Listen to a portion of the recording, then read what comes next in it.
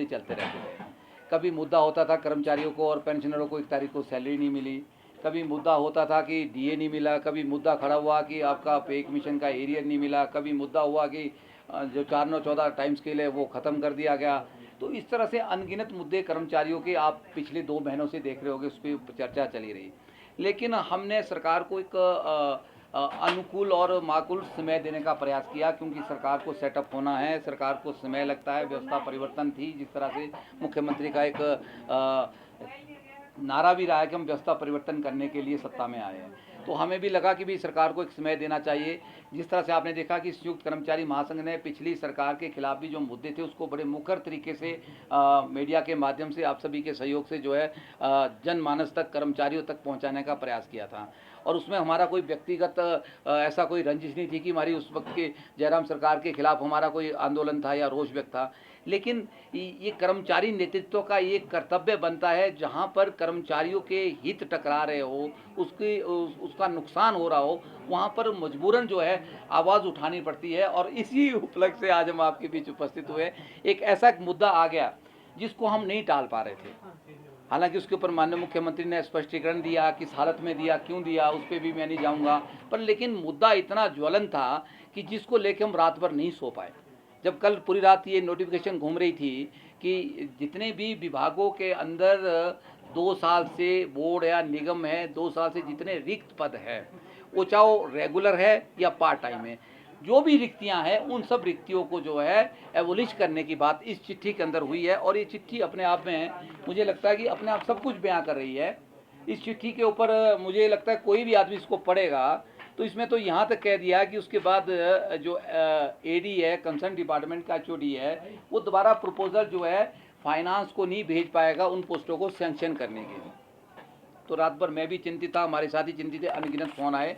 तो इसलिए हमने सुबह ही आप सब मीडिया बंधु से चर्चा की। हमने सुबह ही इन्विटेशन डाल दिया था 9:30 बजे, 9:15 बजे कि हम जो है 1:30 बजे प्रेस वार्ता का आयोजन करेंगे, क्योंकि एक बड़ा ही दुर्भाग्यपूर्ण जो है ये एक अधिसूचना थी। मुझे नहीं लगता कि जो वित्त विभाग है उन्होंने किस सो के ये अधिसूचना निकाली, कि किसी नशे में अधिसूचना निकाली, किस आधार पर अधिसूचना निकाली, कि उनका क्या उस वक्त मानसिक संतुलन था जब उन्होंने ये कहा कि जितनी भी रिक्तियां हैं हिमाचल प्रदेश के अंदर 2 साल से जो रिक्त पड़े हैं या उससे अधिक से रिक्त पड़े, उन सबको हम एबोलिश करेंगे। मैं तो ये कहना चाहता हूँ कि इसलिए दुख हुआ, हिमाचल प्रदेश के अंदर 2 साल से भर्तियाँ नहीं हो पाई है। सारी बातें आप सबके सामने हैं, सारी बातें साझी हुई है। कमीशन काम नहीं करा, कमीशन जो था सबॉर्डिनेट बोर्ड वो भंग कर दिया गया था। उसके बाद पब्लिक सर्विस कमीशन के माध्यम से बहुत कम भर्तियाँ हुई है। तो पिछली सरकार में जो है 6 महीने पहले कोड ऑफ कंडक्ट लग गया, उस सरकार में भी काम नहीं हुआ। तो मैं तो कहूँगा कि आज की डेट में 70,000 से अधिक पद ऐसे हैं प्रदेश के अंदर, विभागों के अंदर या हमारे बोर्ड और निगम के अंदर, जिसमें जो है 2 साल से ऊपर का पीरियड हो चुका है। तो पता नहीं हिमाचल सरकार के वित्त विभाग का जो मुख्यमंत्री को किस तरह से मिसगाइड कर रहे हैं, कौन सलाहकार हो गए मुझे नहीं पता। इस बार मैं कुछ नहीं कहना, तो किसने ये इतनी बड़ी सलाह दी कि आप इन पोस्टों को एबलिश करने की एक अधिसूचना निकालें। हालांकि इसमें पे 2012 की बात भी इस चिट्ठी में कही है, उस वक्त भी मामला उठा था। तो उस वक्त एक एमओयू साइन हुआ था, मैं आपको बता दूं उसके पीछे का रीज़न क्या था कि एमओयू साइन हुआ था भारत सरकार के साथ कि आपने फंडिंग लेनी है तो पोस्टों को धीरे धीरे आपको कम करना पड़ेगा। उसके तहत इस तरह की एक अधिसूचना 2012 में निकली थी, लेकिन इसका इतना विरोध हुआ किसी सरकार ने उसके बाद इस 2012 की अधिसूचना के ऊपर दोबारा से उसके ऊपर कोई भी टीका टिप्पणी नहीं की, ये दोबारा से जो है रूटीन में नहीं आई।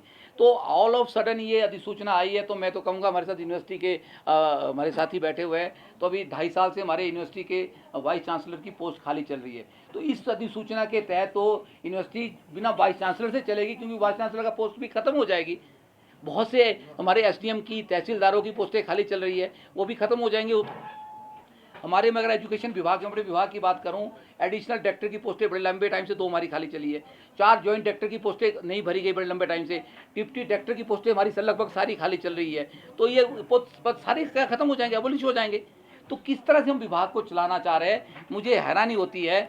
वित्त विभाग के जो ये अधिकारी है, जिन अधिकारियों ने अधिसूचना के ऊपर साइन किए, जिन्होंने अधिसूचना छापी, उन्होंने क्या सोचा होगा कि जिसके बाद मुख्यमंत्री को इतनी बड़ी सफाई देनी पड़ी। हालांकि मुख्यमंत्री ने बात क्लियर कर दी है। उसके बाद एक नई अधिसूचना भी आई है, 23 तारीख की अधिसूचना नई आई है, जिसमें कहा गया कि हमने ये बोला कि जो पोस्टें जो है आज की डेट में जो रिलेवेंट नहीं है, उन पोस्टों को एबलिश करने की। तो इसमें तो कहीं ऐसी बात नहीं कही गई है। इसने तो सिर्फ सीधे शब्दों में इस अधिसूचना ने कहा कि जो पद आपके 2 साल थे या उससे अधिक जो जिनको भरा नहीं गया हुआ है।